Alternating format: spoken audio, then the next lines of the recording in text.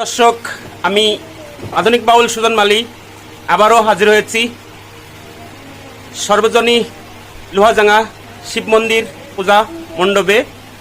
সেই পূজা মণ্ডপে আজকে দুর্গা দেবীর আগমনে মায়ের সাজের কাজ চলছে। সেইখানে আমাদের গুরুজন ব্যক্তি এবং ভাইরাল আর্টিস্ট, সে তার হাতের কাজ এবং হাতের কারিশমা দেখাচ্ছে। আপনারা দেখতে পাচ্ছেন দর্শক যে এইখানে মায়ের এত অসাধারণ রূপে তৈরি করছে।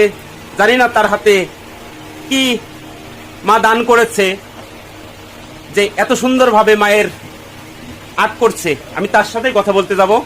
আপনারা ধীরে ধীরে শুনতে থাকুন যে তার মনের বাসনা এবং দেশবাসীর কাছে তার চাওয়া পাওয়া এবং রাষ্ট্রীয়র কাছে চাওয়া পাওয়া কি। কাকা নমস্কার। নমস্কার কাকা, আপনি জানতে পেরে 17 তারিখে বলা হয়েছে পূজা মণ্ডপে সরকারি আদেশে একটা অ্যাপস থাকবে। সেই অ্যাপসের মাধ্যমে পূজায় যে কোনো দুর্ঘটনা এবং যে কোনো ঘটনা সরকারের কাছে পৌঁছে যাবে। এতে আপনার কি মত? আমার মত তো একই কথা, কিন্তু কালকে আমার একটা প্রতিমার পাশে এক বাড়ি ডাকাতি হয়েছে, হিন্দু বাড়ি।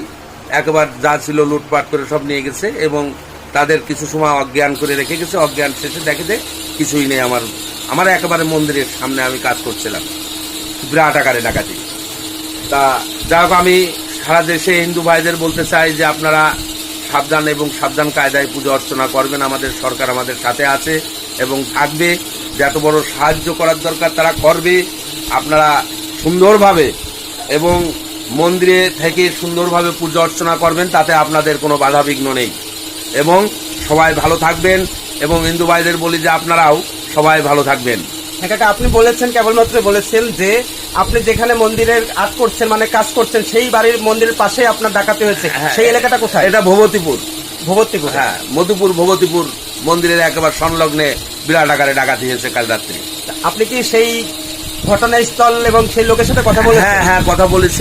সে আমার কুটুম হয়, আমার এবং বউর ভাই। তা সে আমার কাছে সকালবেলায় ফোন করেছে যে দাদাবু আমার সব সর্বনাশ হয়ে গেছে, ডাকাতি করে সব মারা ধরা করেছে।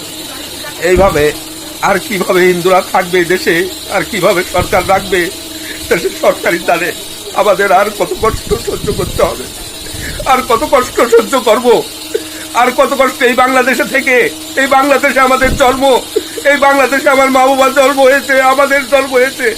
এইভাবে আর সহ্য করতে পারছি না।